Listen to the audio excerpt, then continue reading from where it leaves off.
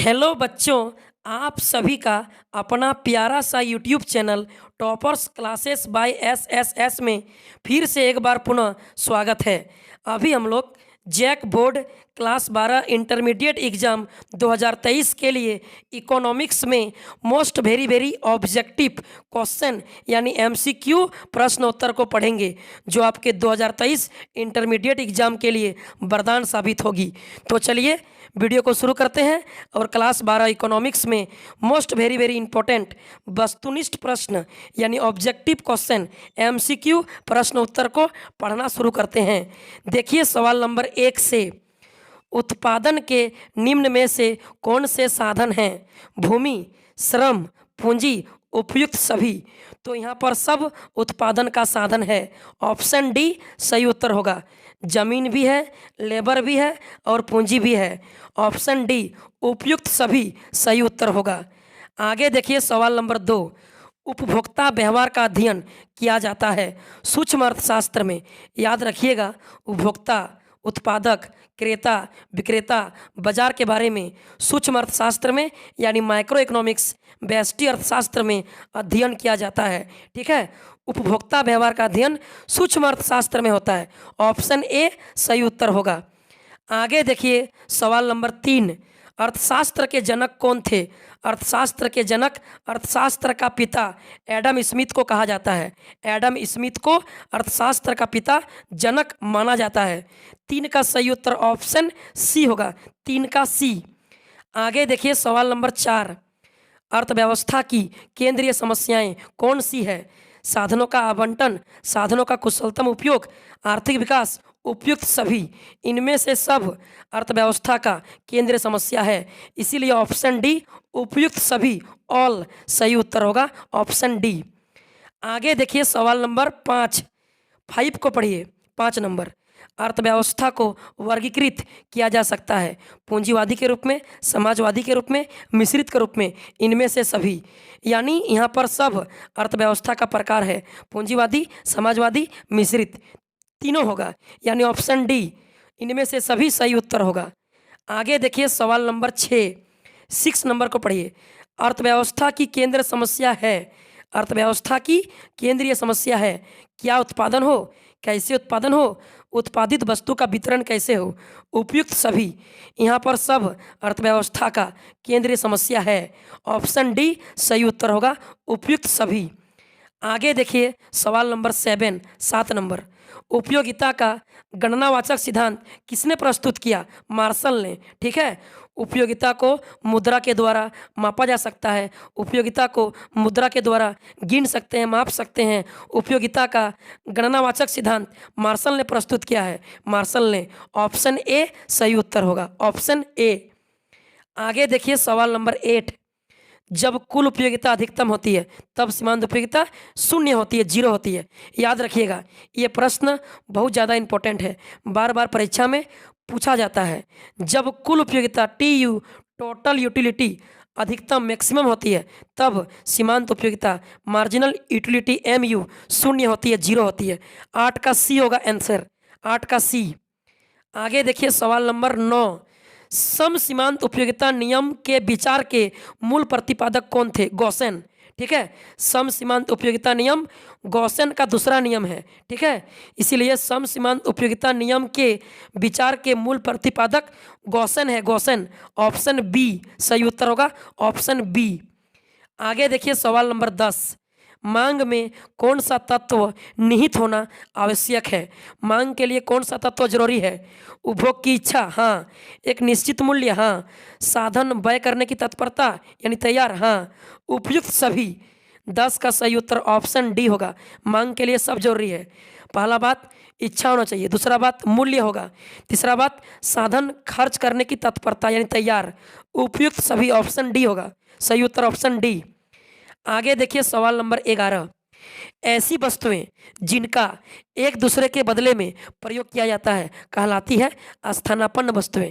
याद रखिएगा, ऐसी वस्तुएं जिनका एक दूसरे के बदले में प्रयोग करते हैं, जैसे चाय के बदले कॉफ़ी, गुड़ के बदले चीनी, इसको स्थानापन्न वस्तुएं कहते हैं। ठीक है, जिसका प्रयोग एक दूसरे के बदले में एक दूसरे के स्थान पे करते हैं। ठीक है, स्थानापन्न वस्तुएं कहलाती है। Option B. आगे देखिए सवाल नंबर 12। कॉफ़ी के मूल्य में वृद्धि होने से चाय की मांग बढ़ती है। याद रखिएगा, कॉफ़ी और चाय दोनों स्थानापन्न वस्तुएं हैं। कॉफ़ी के बदले लोग चाय पीता है कब? जब कॉफ़ी का दाम बढ़ जाता है। ठीक है, यानी कॉफ़ी के मूल्य में वृद्धि होने से चाय की मांग बढ़ जाती है, तब कॉफ़ी पीने वाला लोग चाय पीना शुरू करता है। ठीक है, यानी कॉफ़ी का दाम बढ़ जाएगा तो चाय का डिमांड बढ़ेगा। ए नंबर, चाय की मांग बढ़ती है। आगे देखिए सवाल नंबर 13। मांग की लोच को मापने का सूत्र निम्नलिखित में कौन सा है? ऑप्शन ए सही उत्तर होगा। मांग की मात्रा में अनुपातिक परिवर्तन तथा कीमत में अनुपातिक परिवर्तन के अनुपात को मांग की कीमत लोच कहते हैं। ठीक है, 13 का सही उत्तर ए होगा। ए, मांग की मात्रा में अनुपातिक परिवर्तन बटा कीमत में अनुपातिक परिवर्तन। ऑप्शन ए सही उत्तर होगा। आगे देखिए सवाल नंबर 14। मांग की कीमत लोच से अभिप्राय है। मांग की कीमत लोच का क्या अर्थ है? कीमत में परिवर्तन के कारण मांग में परिवर्तन। ठीक है, ऑप्शन ए सही उत्तर होगा। कीमत में परिवर्तन के कारण मांग में हुए परिवर्तन की मात्रा को मांग की कीमत लोच कहते हैं। 14 का ऑप्शन ए सही उत्तर होगा। Option A. आगे देखिए सवाल नंबर 15। विलासिता वस्तुओं की मांग। विलासिता वस्तुओं मतलब लग्जरी गुड्स, महंगा वस्तु, बहुमूल्य वस्तु। तो बहुमूल्य वस्तु का दाम ज़्यादा होता है, इसलिए इसकी मांग अत्यधिक लोचदार होगी। Option C. विलासिता वस्तुओं यानी लग्जरी गुड्स की मांग अत्यधिक लोचदार होगी। ऑप्शन सी सही उत्तर होगा। आगे देखिए सवाल नंबर 16। उत्पादन फलन में उत्पादन किसका फलन है? उत्पत्ति के साधनों का। ठीक है, उत्पादन फलन में उत्पादन की मात्रा उत्पत्ति के साधनों पर डिपेंड करती है। उत्पत्ति के साधनों का फलन होती है। ठीक है, देखिए उत्पादन किस पे डिपेंड है? उत्पादन के साधन पर, भूमि, श्रमिक, पूंजी, लेबर पर। ठीक है, कच्चे माल पर, पूंजी पर डिपेंड है। तो उत्पादन फलन में उत्पादन उत्पत्ति के साधनों का फलन होता है, यानी आउटपुट इनपुट पे डिपेंड करता है। उत्पादन की मात्रा आउटपुट और उत्पत्ति के साधन इनपुट होता है। ठीक है, इसीलिए उत्पादन फलन में उत्पादन यानी आउटपुट इनपुट पे उत्पत्ति के साधनों पे डिपेंड रहता है। उत्पत्ति के साधनों का फलन होता है। 16 का बी होगा, बी। आगे देखिए सवाल नंबर 17। उत्पादन का सक्रिय साधन कौन है? श्रमिक। याद रखिएगा, उत्पादन का सबसे अधिक सक्रिय साधन लेबर होता है, श्रमिक होता है। Option B. आगे देखिए सवाल नंबर 18। जो वक्र पहले बढ़ता है फिर स्थिर होकर घटना आरंभ करता है वह कौन सा वक्र कहलाता है? एपी, एमपी, टीपी, ये सभी। तो इसका उत्तर ये सभी होगा। Option D. जो वक्र पहले बढ़ता है फिर स्थिर होकर घटना शुरू करता है वह कौन सा वक्र कहलाता है? Average production, marginal production, total production, ये सभी। औसत उत्पादन, सीमांत उत्पादन, कुल उत्पादन, ये सभी होगा। तीनों का वक्र पहले बढ़ता है फिर स्थिर होकर घटना शुरू करता है, यानी तीनों का फिगर उल्टा यू आकार का होता है। पहले बढ़ा फिर स्थिर हुआ फिर घटा, यानी उल्टा यू आकार का होता है। एग्जाम में क्वेश्चन आएगा एपी, एमपी, टीपी, औसत उत्पादन, एवरेज प्रोडक्शन, मार्जिनल उत्पादन यानी मार्जिनल प्रोडक्शन, ठीक है, टोटल प्रोडक्शन, कुल उत्पादन। ये तीनों का वक्र पहले बढ़ता है फिर स्थिर होता है फिर घटता है, यानी उल्टा यू अक्षर जैसा होता है। ऑप्शन डी ये सभी होगा, ये सभी। आगे देखिए सवाल नंबर 19। निम्नलिखित में से कौन उत्पत्ति का साधन नहीं है? भूमि, जमीन तो है, श्रम, लेबर तो है, पूंजी, पूंजी तो है, बाजार नहीं है। ठीक है, भूमि, श्रमिक, पूंजी है, लेबर है, कच्चे माल है, जमीन है, लेकिन बाजार नहीं है। ऑप्शन सी उत्पत्ति का साधन बाजार नहीं है। आगे देखिए सवाल नंबर 20। दीर्घकालीन उत्पादन फलन का संबंध है पैमाने के प्रतिफल नियम से। याद रखिएगा, दीर्घकालीन उत्पादन फलन का संबंध पैमाने के प्रतिफल नियम से होता है। ऑप्शन सी सही उत्तर होगा, यानी दीर्घकाल में टाइम बेसी होने के चलते उत्पादन के सभी साधनों को परिवर्तित कर सकते हैं और उत्पादन का पूरा पैमाना को बदल सकते हैं, इसीलिए इसे पैमाने का प्रतिफल नियम कहते हैं। ठीक है, ऑप्शन सी। आगे देखिए सवाल नंबर 21। मौद्रिक लागत में निम्नलिखित में किसे शामिल किया जाता है? सामान्य लाभ, व्यक्त लागतें, अव्यक्त लागतें, उपयुक्त सभी। मौद्रिक लागत में 3 प्रकार की लागतें जुड़ी हुई होती है, सामान्य लाभ, व्यक्त लागतें, अव्यक्त लागतें, उपयुक्त सभी। ऑप्शन डी सही उत्तर होगा, ऑल, सभी।